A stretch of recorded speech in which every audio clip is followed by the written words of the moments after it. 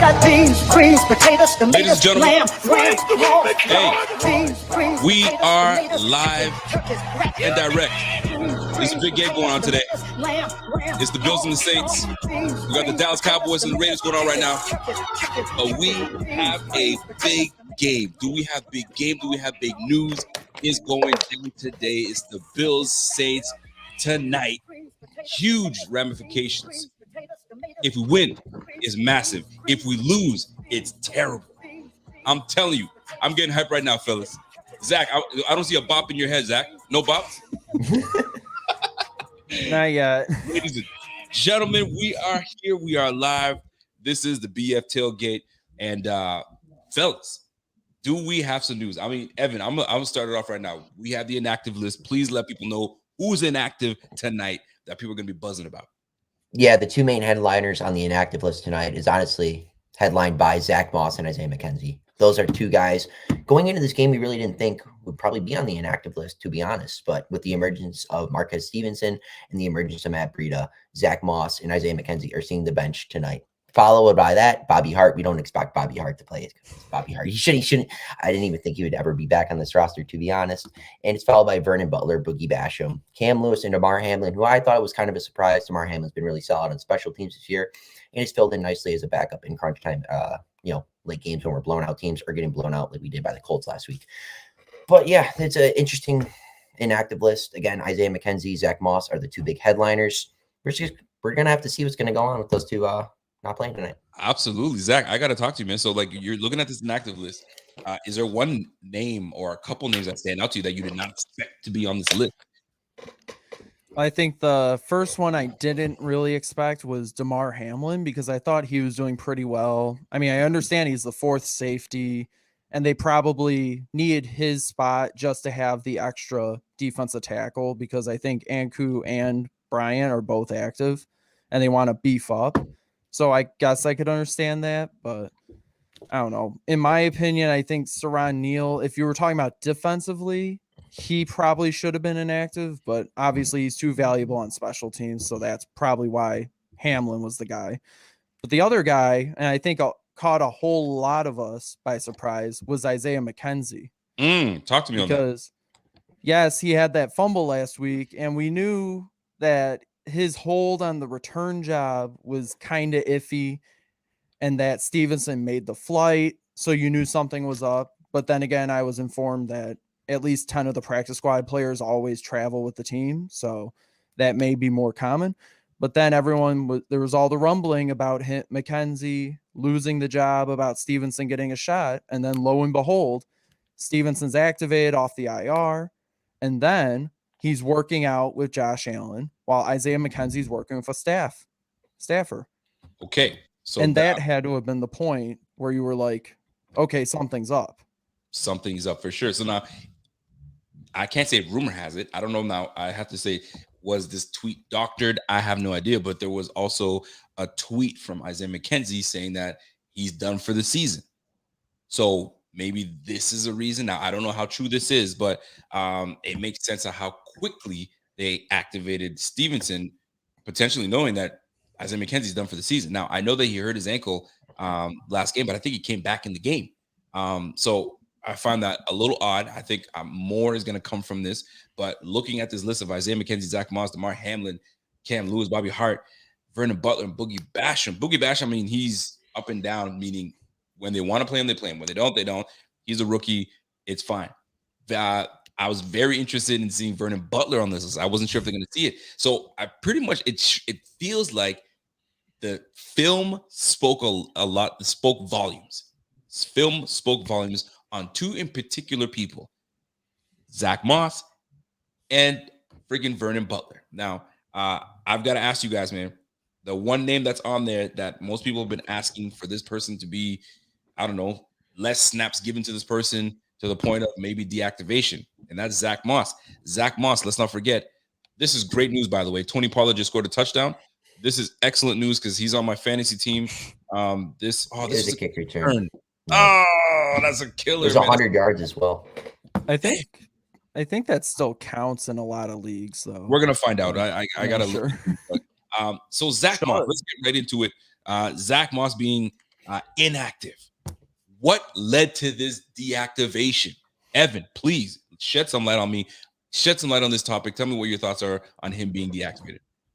Yeah, I mean, at a point in time, it's just the way the Bills are running the ball. Zack Moss was just not the running back that they were going to use going forward. And in the beginning of the season, Zack Moss was the back we all thought would lead us going into the final stretch of the season and obviously into the playoffs. I mean, he still leads us in rushing touchdowns.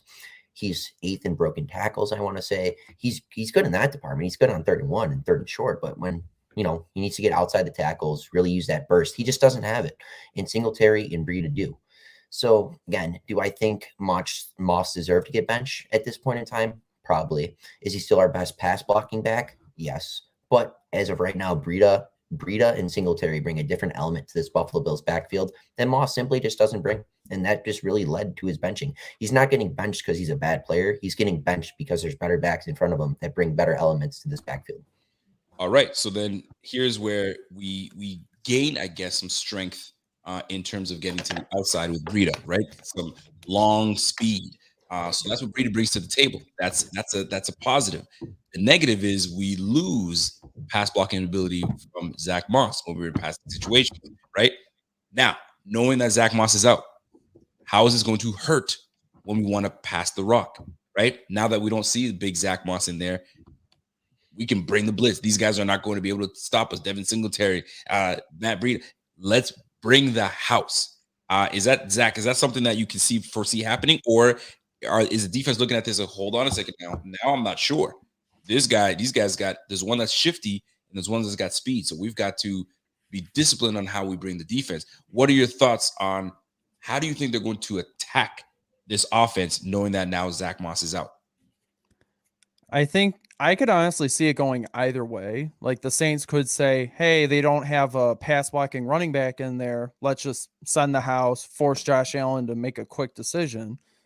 But on the other hand, Josh Allen could just say, okay, you're going to send the house. I'll just swing it out to Breida and he'll just pick up 5 yards like that because Matt Breida goes zoom. On the other hand, I get it. That's basically my entire justification for why Moss was benched. Matt Breida goes zoom. Like they want to add speed on the offense, and it was a good move. And the other way I think of it is if the Bills did need to bring in a pass blocker, they could put Reggie Gilliam in because he's like the fullback. He could take over that short yardage ball carrier role when it's not Josh Allen. And he's a quasi tight end too. And another thing, the Bills could have like Dawson Knox chip an edge rusher when he's going out on a route or something. They may just rely on that a bit more if they're going to try to do some deep stuff, or they just do the quick stuff and try to just get the ball out of his hand quickly. Okay. Here's another thing. I'm going to read this the super chat. Then I'm going to get into what I need to get into. Jason Miller, my man, Jason Miller. I appreciate that super chat, my man. If there's a positive to Breida, he seems to have the vision that both Moss and Singletary don't. But we lose a downfield 3rd down and 3rd and 1 runner unless you consider Allen or Gillens as that. So I'm going to disagree with you in terms of vision. That Singletary has exceptional vision. He's got great anticipatory moves where he knows where the linebacker's coming, how fast this linebacker's coming, when to stop on a dime. So when you're not fast, your vision is what is important. Emmitt Smith was not a burner, but my man had vision. And that's what's got him one of the best backs in the NFL history. But totally understand that we lose that goal line thumper type of back, but it's change. The philosophy is going to change, right? So that's what I find quite interesting with how we have this going down. For those that are tuning in for the very first time or tuning in right now late before this thing goes down, the inactive list has been put out there. Cam Lewis has been put on the inactive list. Safety Damar Hamlin, which is a bit of a surprise, has been put on the inactive list, which we totally understand because now we've activated 2 defensive tackles, which tells us they looked at the film and they didn't like what they saw, right? Then it's tailed up by Isaiah McKenzie, Zack Moss, Bobby Hart, Vernon Butler, and Carlos Basham, Boogie Basham. Now, gentlemen, when you notice that they activate 2 defensive tackles, is this, all right, this is a smart move, good for you guys, or is this a panic move? Holy crap, We just got gashed by Jonathan Taylor and we got totally embarrassed. That is not going to happen to us again. We're going to put these two guys in and we're just going to try to shore up that middle and we're going to dare you to beat us in the air. Trevor Simeon, good luck. Is it a panic move or this is more of a strategic move? Evan, I'm going to start with you. I don't think it's a panic move. I think it's more of a strategic move, to be honest, because when you had obviously Star's not playing, you lose Justin Zimmer. So that's, those are your two top interior defensive tackles, in my opinion, right there. They're gone. Like, they're not playing. So bringing in Brandon Bryant and Eli Ngakwe. How do you pronounce his name? Eli Ngakwe. I'm pretty sure that's how you pronounce his name.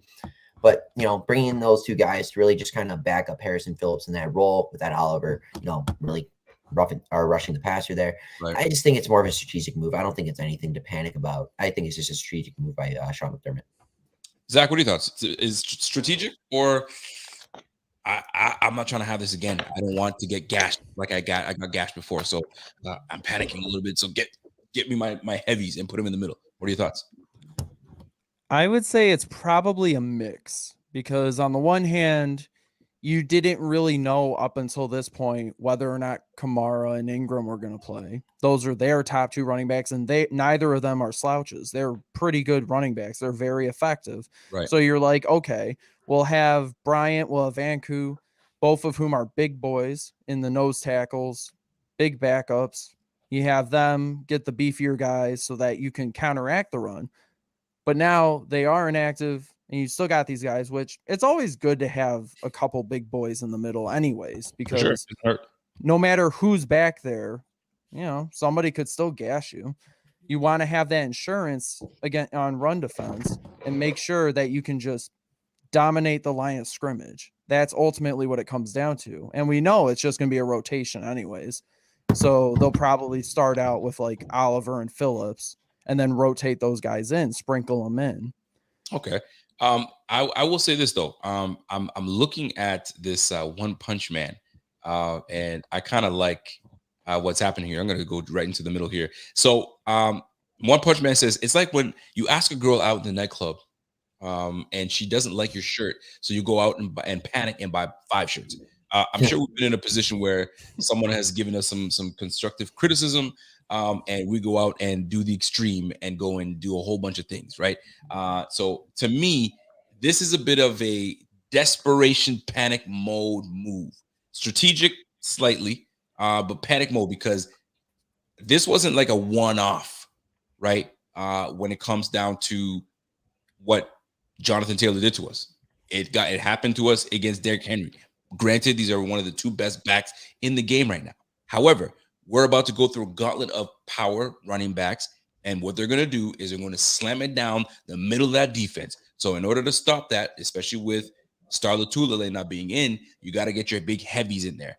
Obviously, Harrison Phillips was not doing the damn job because that boy was getting pushed around terribly last game. If you saw what I saw, it wasn't looking good, right? So that being said, buying a whole bunch of shirts, I think, is hilarious, but it feels like that's what McDermott is doing. Listen, I'm not about to get embarrassed on national TV. I'm going to make sure I shore up my line, and I'm going to depend on my backfield, my defensive backfield, to hold it down and let my front four get after Trevor Simeon. I got a super chat coming in from Dan Brown. Dan Brown says, Rico, I'm liking the changes for this game with Stevenson and Breida getting more touches. Hope they both can make an impact. That is going to be the number one question. Will they make an impact? Which brings me into my next question. Talking impact. What is the impact of the deactivation of Zack Moss going forward? How are you guys feeling? Zach, I'm going to start with you. We're going right into it.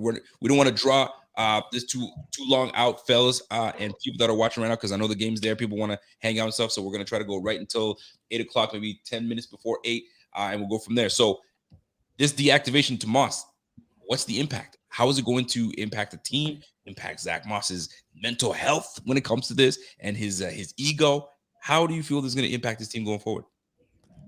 For the team, I think this week's deactivations are showing, okay, we're not afraid to make changes. So if you have a bad game and you're relatively expendable, you're going to be sitting unless you show that you can deserve to be in this lineup, into this 53-man roster.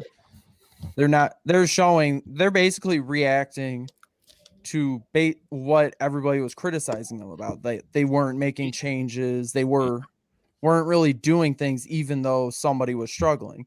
As for Zack Moss, let's remember week 1, he was a healthy scratch. And then for a few weeks after, he went on a bit of a tear. Like, he did pretty well.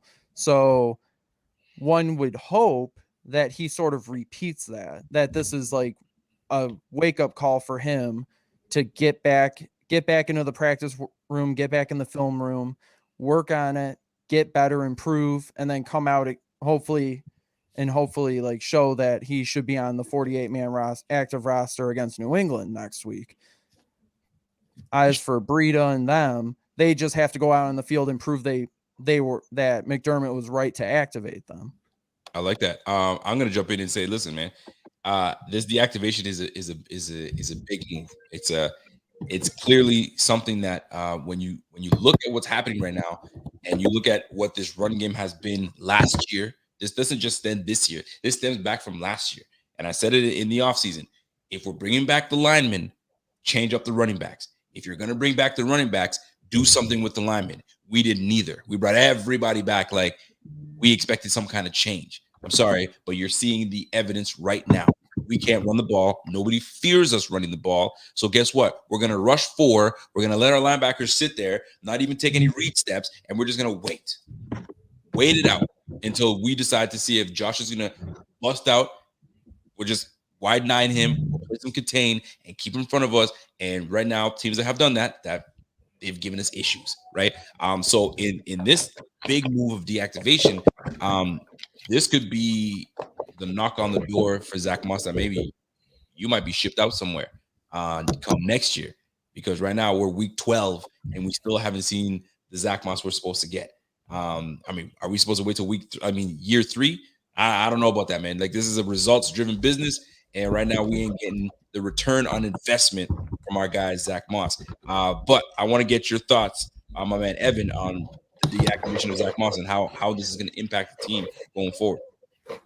Yeah, I mean, this can impact the team in a variety of ways, obviously, because Zack Moss was obviously your best back in the beginning of the season. I think we all thought that at one point in time. Zack Moss was the RB1 in the earlier weeks of the NFL season.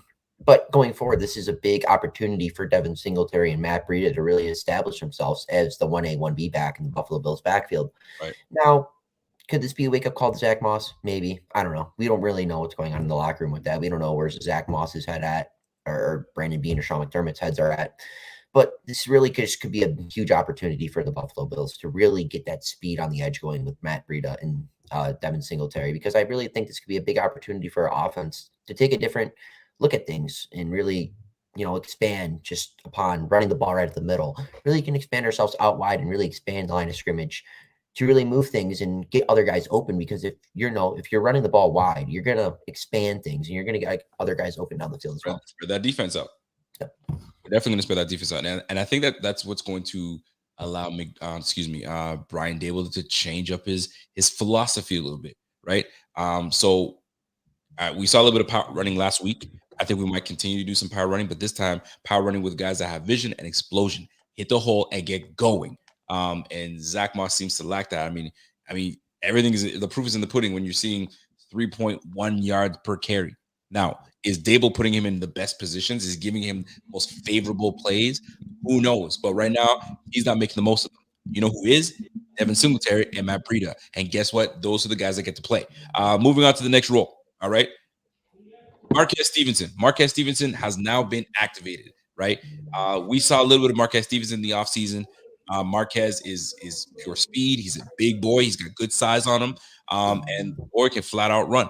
All right. And we saw a little bit of that in the offseason with that kickoff return. And when he took it back with a bummed ankle. So him being active, Zach, what do you foresee his role be? Does he take over the McKenzie role, or is it completely different? What are your thoughts? Well, my initial thought is the fact that he's active and McKenzie's inactive is that he would take over the McKenzie role. At least as far as return specialist goes, he's probably going to be the guy for this game. As for maybe they'll try to use him a little bit like on offense, do the jet motion and stuff just to see if he can do it. Right. But if not, they could use Matt Breida because they used him in the preseason in that role. But as far as this game, I'm pretty sure the biggest impact we'll see out of him will probably be as a return specialist. And I know that our boy Ryan Sullivan's going to be very happy about that. Ryan Sullivan, you know what? He has every right to kind of somewhat gloat, but not really, because he was calling this ahead of everybody, but then it backfired on him because McKenzie ended up being the guy, and McKenzie was doing pretty damn well, and everybody was on his ass, right? Now, 12 weeks in, he wants to try to gloat. There's not as much bite to your gloating. Nonetheless, you were on that train that you did not want to see McKenzie back there. You wanted Stevenson back there. So I'll give you a little bit, but not that much. Not that much. All right, Evan, you're looking at Stevenson. If you're coach, Dable, what role are you using him? Are you putting him on the offense? Are you going to get him in the offensive role, or is it strictly there for return purposes? I'm going to do both. I honestly think he has more of a dimension to his game than McKenzie does. I think he can flat out burn guys down the field, and McKenzie just can't. McKenzie has speed, but he just can't get over the top for some reason. We have never seen that with him in the Buffalo Bills offense. I think I'm going to agree with Zach as well. He's going to take over that return game for today, just because we never really saw Matt Breida do anything in the return game in the preseason or while he's been here. And so I think that role is really filled for Marquez Stevenson. And for the fact is, Marquez Stevenson can flat out run high-end 4.3 speed, in my opinion. He ran a 4.45 at his 40, but I think in-game speed, he can run 4.3 speed. He was a baller at Houston. I think he was all-pack team first twice in his final 2 years at Houston. Guy's a stud. He can really track the ball over the top. We should give him a shot, whether that's inside, limiting Beasley's role, because obviously he's a little banged up, so maybe you can limit Beasley's role and try Marquez in the slot, but he's primarily an outside receiver, but he can mix in a little in the slot. You know, just gotta see what they're gonna do with him. I mean, this is really just a telling game to really see what Marquez Stevenson is as a player. We've never seen him in an NFL game. We truly do not know. Here's what I'd like to see. Here's what I'd like to see from Marquez Stevenson. I need him on those big body jet sweeps, right? Like almost get him in like a Deebo Samuel type role, right? If we're running back by committee, well, get Stevenson in there and get him in that Deebo Samuel's role, right? Motion in, all of a sudden now you're in the backfield. Now you don't know what's going on. This offense is, I'm sure Dable has a slew of plays, and some of them I'm sure is going to include different personnel, which is going to ask for different types of formations, different type of scheme. And if we see him on the offense, look to see him in the backfield a little bit. Look to see him with the jet sweeps, obviously. But he will be on a limited role. But I'd like to see him in key impactful roles of jet sweeps and all that stuff. And then we get to see really the true impact of Stevenson. Now, here's the deal. McKenzie was given a 1-year deal. It wasn't a long-term deal. Is this it for McKenzie in Buffalo? Zach, is he in, or is it the end, or does he have life still? I think it ultimately depends on what happens in the next couple weeks. Like this week, we know it's because he struggled as a return man. He always kind of struggled as a return man. I know a couple of years ago, they tried him as a return man. He had fumble issues, so they moved him away from that. But last year, he made that big offensive impact that made everyone think, hey, this guy could be a legit weapon for us. So I don't know what they'll do going forward, but in the next couple weeks, if we don't see him back on the field on offense, maybe it is the end of him in Buffalo. Evan, is he gone? Time will tell. Like Zach said, in the last 3 years, he's had 131 touches, only 1 fumble. So they've really been relying on him, and he hasn't really cost us too much other than last week, obviously, against the Colts. Time will tell. I mean, really, time will tell. You, like you said, 1-year deal, very, very low money, nothing. We're not like, he's not here for 3 or 4 years on, $6 or $7 million per year. So again, we don't really have a lot invested in Isaiah McKenzie. So it's not like we're just, throwing out a guy like Cole Beasley on his contract who had a couple more years. We're not throwing out a guy like that. So then why don't you guys say it? Just say it. You guys are just hedging around the bushes. Oh, he might or he might not. You know it. They gave him $1 million. They drafted Marquez Stevenson. They made it right now. How do you see him coming back next year? Come on, fellas. I like McKenzie. I've had him on the show. Cool cat. But when you see what's going on, you can read the tea leaves. Fam, it's a possibility that my man McKenzie may not be back in Buffalo, and this might be the end of McKenzie in Buffalo. It pains me to say it, but it is what it is. We're gonna move on to the next topic, fellas. So looking at this game tonight, all right, what are you expecting from this offense? Right? What's this offense going to give you? Evan, start with me, man. Like, what do you now that you see the changes? We've got Breida in there. We've got some linemen potentially coming back. I don't know if I haven't seen anything about. Hold on a second. Is Spencer Brown back in? I don't know. So no, we don't. He's not on the. He's not on the list roster. So the line's probably be Darrell Williams at right tackle, Cody Ford at right guard, Morse, Boddicker, and Dawkins. Darrell Williams back at right tackle, and the whole nonsense again. Like this is, folks. This is where we're at. This is where we're at. It is what it is. So I'm going to ask again. What do you expect from this offense now that you have Breida in there? Now Stevenson might be in the offense right now. So what are you guys expecting from this offense? Evan, talk to me. I can expect a lot of things to the left side of the field. Deion Dawkins since week 6 has been the highest graded or the second highest graded left tackle in the league in pass pro. So there's a chance that we roll Allen to the left a little more today and really try to, hit those short dump plays or comebacks to Diggs or just crossers to the, to the sideline, just stuff like that. I think they're going to have quick, easy hitters for Josh to really get him into a rhythm because over the past few weeks, Josh has just not been in a rhythm. He's been panicked. He's been bothered. He's been really unstable. He's been throwing off his back foot. He's been throwing off platform. He's been just throwing like his year 1 and year 2 self. And that's not Josh Allen. We can all say and agree up here that that is not Josh Allen. Josh Allen is, a guy who was second in MVP voting last year. And I think they're going to get Josh back in that rhythm, whether that being establishing the run game early or quick, easy passes to the left side of the field, just anything to get Josh going. That's what we can expect from the Buffalo Bills offense today. I think we should expect around 30-ish points in that ballpark because I really think they're going to take advantage of these past few weeks and really use it as fuel and momentum to really get us going into a hard stretch of games we got going forward. Okay. I'm going to disagree with the amount of points that you're saying we're going to score. I like high 20, low 30s. High 20, low. Okay, so you're going to change it up a little bit. Okay, I got you.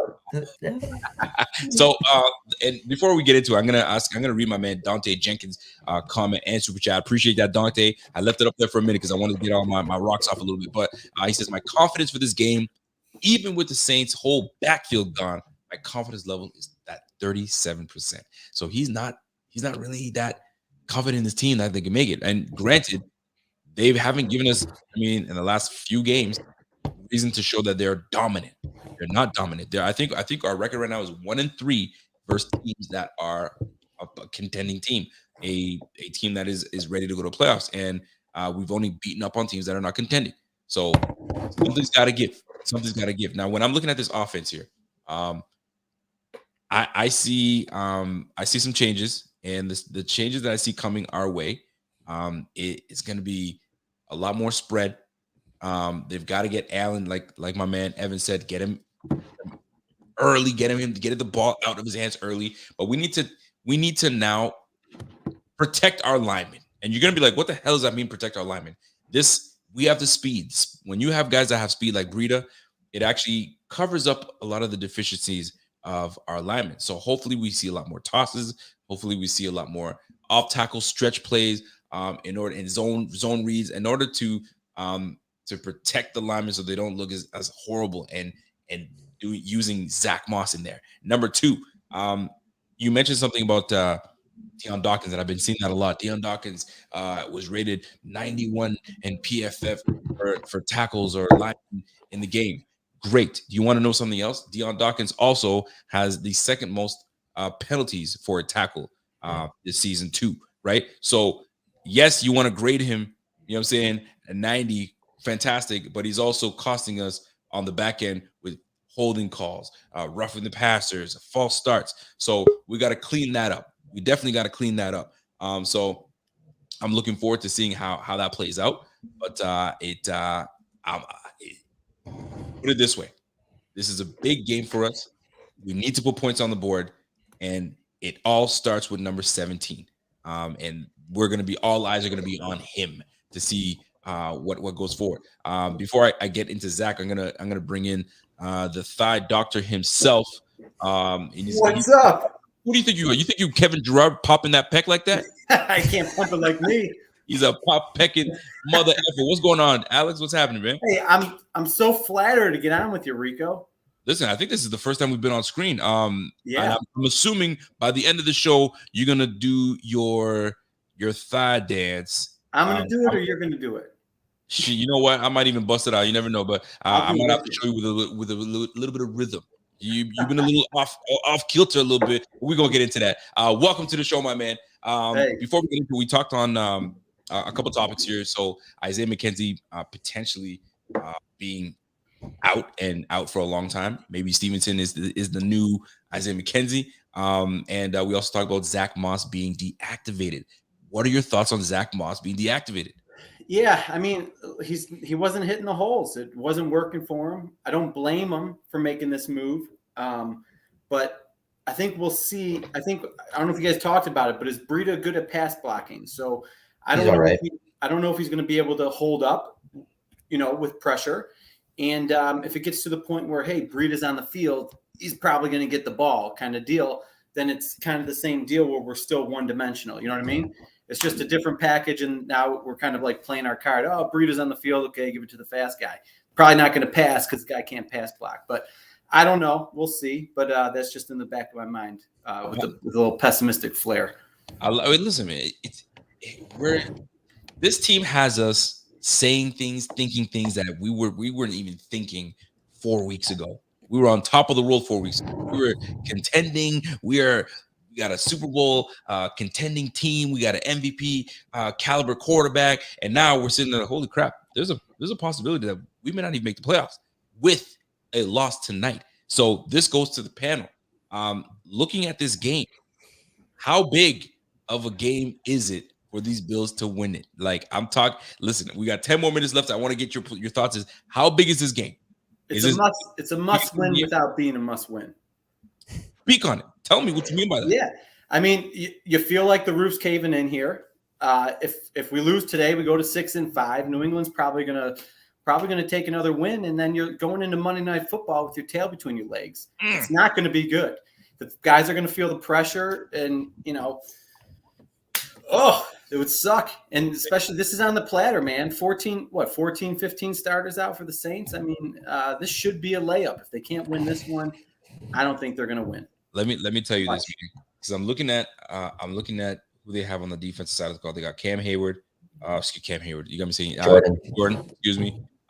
You got Marshawn Lattimore that can play. So Marshawn Lattimore, I assume, is going to lock up, or at least attempt to lock up Stephon Diggs.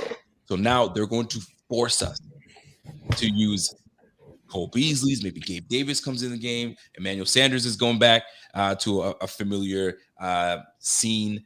Is this the game that we really showcase? I say showcase loosely. Showcase this run game. Zach, talk to me. Is this the game that we don't even really air the ball out? We just gonna defy the odds and run the ball? Well, I will say this. That's probably what the Saints are going to dare us to do on defense, because everyone's been talking about it. The fact that the Bills have a lackluster run game, so the linebackers can take a step back every single snap. They dare you to hit the gaps. They dare you to run the ball. And, I mean, unless Singletary and Breida can do that, I mean, also, I don't know if Dable would be one to totally scrap the offensive philosophy to go do that. Because we all saw what happened last week. They were trying to establish the run, then they just quickly ditched it when they went down. And it's a tough one. It's rough. It's going to be rough, but hopefully, because Singletary's doing really well this year. I think he's averaging about 6 yards a clip right now on the year, or about that, 5 yards. Still very good, because if you get 5 yards on 2 plays, that's a first down. So it's very good. And then Breida recently proving his versatility, showing his speed. It's very good. I think they could be a lethal combination. Again, assuming that the line can hold up, make their blocks, not make stupid penalties. Right. And we'll see, but I'm pretty sure also, Josh Allen's going to throw the ball. It's going to happen. It's just how much a play action game gets involved, or how much the RPO gets involved, is another thing too. It is. Alex, we have time. I want to talk about injuries in this game. Who are the notable injuries to the Bills that it's hurting us right now? that this person is not playing? I mean, we're pretty clean. I mean, we lost Zimmer. Zimmer's out for the year. I think that's like, you know, a low-key big loss. We're going to see Tremaine back, but he missed 2 weeks. This guy should be really healthy at this point. I'm not too concerned about that. And then, you know, Feliciano. But we kind of like, we're throwing dirt on Feliciano anyways, so I don't know how big of a help he would be anyways. But, you know, having Starr out and Brown out with the COVID is definitely a huge hit, though. I know it's not injuries, but I'm getting a little concerned about Starr because it's, you know, we're past, you know, most of these guys are coming back in 10 days, the minimum, and now he's not. Now, it might be because it's a short week. Why rush him back? Because he would only have one practice. But don't forget, you know, he had some issues. He stepped away last year. It might even be in his head at this point. He might not know if he wants to come back. So that one's the big concern on my end. Well, while he's off, let me tell you about Cole Beasley. So Cole's been out. You know, he's been out there, but his snap count's been way low. So, you know, I'm starting to think that he's got actually broken ribs. But at this point, he's about 4 weeks since the injury. He should be fairly healthy, and hopefully this is his coming out game. Yeah, you obviously want to get Cole Beasley going because there's a lot of tough games going, and you want to get all your receivers going. And hopefully Cole Beasley is 100%. You don't want any of your receivers to be depleted with an injury at all. That's just something you don't want because that actually really hurt us last year in the playoffs with Diggs. I believe Davis was injured, Brown was injured, and Beasley was injured as well. And that really hindered us. So you really want all your guys healthy. And if that means resting Cole Beasley just for a couple games, rest him. Not making him inactive, but if that means limiting his snap count to really get him fully healthy for this playoff stretch, I think we're going to have. Limit him, man. You can replace Beasley for a couple games and have him out there just a few plays. You can put, you know, Sanders in the slot. You can put Davis outside. We have guys who can play in Beasley's spot to have him rested up for these more meaningful games. Rico, you are muted, good sir.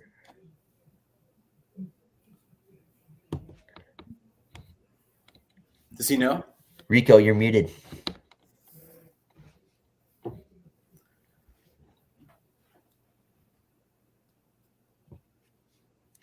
What? You guys good? Can you hear me now? Yeah. There we go. So what I was gonna mention was that you guys were just jumped in. I jumped in and out, but end of the day, here's what's gonna happen. Huge game, big ramifications. One last question: is there a hot seat if we don't win the game? Is McDermott on the hot seat, or do we give him a pass because we are the Bills and we've had 17, 18 years of doom, and he's gotten us to where we haven't been in a long time, so he gets a pass? Or does the seat get a little warm? No, I don't think it's warm or hot. Sean McDermott has this job safe for a few more seasons. Honestly, if we have a couple rough seasons where we're just squeaking in, he's got the job. Sean McDermott has really built that seat for himself. So we shouldn't even question. We shouldn't even. So we lose this game, then it's just whatever happened in this game. No coaching philosophies, no game management. He has no fault in it. No, I wouldn't say. Alex, talk to me, man. Give me something. I think the snowball starts rolling for sure. Okay. But I don't think this is like, oh shit, McDermott's on the hot seat starting next week. I think fingers will get pointed. I think if the offense stalls again, a lot of people are going to be looking at Dable. He might not get his head coaching job if this keeps going. But no, I don't think McDermott's going to be on the hot seat. I think it would take a big unraveling. I'm actually worried. You know, I know he's been a good team player this year, but I saw the interview with Diggs.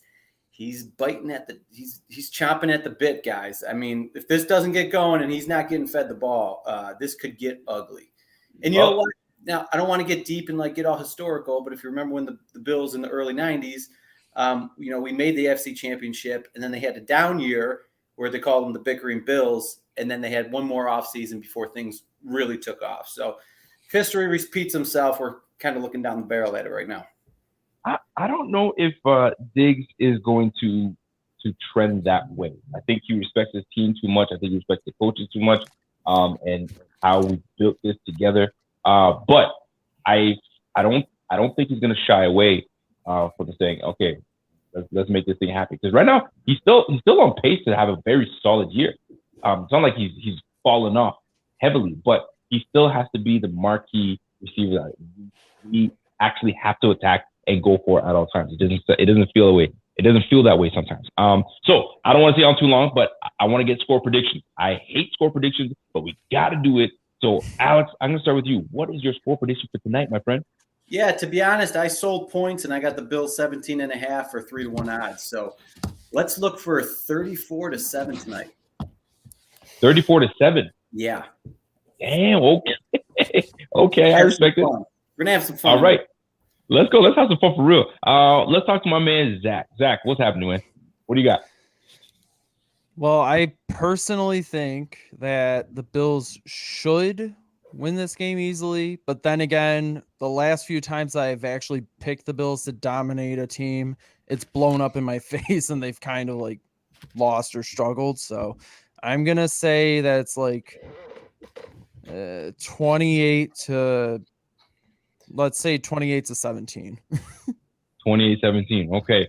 Evan, what do you got? Yeah, right before I get my score prediction, I just wanted to mention Troy Jones, their rookie running back. People aren't going to think, well, Kamara and Ingram are out. They're not going to have a stud running back. Troy Jones is the guy they had on the roster right as they released Latavius Murray. They trust this guy to be a bell cow back for them. They are going to give him the ball. He is no slouch. He's a good rookie for them. He's going to get the ball. He's going to be productive. My score prediction for tonight is 32-17. I don't think it's going to be a blowout 32-17 win. It could be more of a score where it's 25-17, and we're going to go down and kind of get that 2-score lead to really solidify ourselves and have that safe 2-score lead. But it's going to be 32-17. I think the Bills aren't going to win this game easily, but they're going to win it. And it's going to build for the future games. They're going to use this game as a stepping stone for the game against New England on Monday night. Okay, so I'm going to agree with you in a way. It's not going to be an easy game, and I don't think it's going to be as high scoring. I think that we're still going to struggle to I think we're going to force a lot of things today. I really hope we don't, and which is going to make us struggle. Right now we have 2 new backs in there. Are we going to feed the backs and then neglect the pass? Are we going to get these new guys in and then we don't even bother using the running backs? I mean, there's so many things that play. I just don't think it's going to be a high scoring game. I think it's going to be a low scoring game. I think it's going to be low 20s, and I'm going to say Bills edge it out based on quarterback play, 24-21 Bills. And I'm going to second that what you said.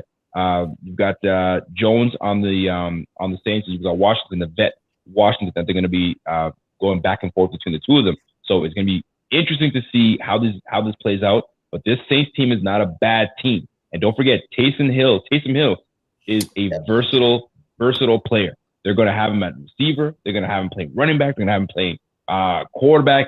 You name it. They're going to have him all over the field. So he's finally healthy. Thank you. And we can't ignore him. We can't ignore him thinking, okay, it's just Taysom Hill, whatever. He's an impactful player. So we have to be on our P's and Q's and make sure that we're on top of things. So for me, that was my score prediction, 24-21. So folks, enjoy the rest of the game. Enjoy the game. I don't know this Dallas game. Give us an update on this Dallas game. 33-30. I believe Daniel Carlson, the kicker for the Raiders, just drilled. I don't know how long the kick was, but there's 1:52 left, and the Raiders have a 33-30 lead. Oh shit! Okay, so we're about to get out there and watch the rest of this game. Alex, I was gonna do a thigh dance, but I got my cell phone. I'm not really feeling it right now. My vibe is off and my internet went out. But we are gonna do the thigh dance another time when we get on this pregame, and then I'm gonna show you how it's really done. Hey, if we hit that 17 point spread that I moved it to, why don't I get on the post game and we'll rip a couple thighs up? My man, I like that. So, ladies and gentlemen, that's it for us. You guys enjoy the game. I hope we come out with a freaking big time victory. So I guess we can only end it by saying, "Go Bills!" Let's go Bills! Go Bills! Bills. Let's go. We'll talk to you guys later. Have a good one.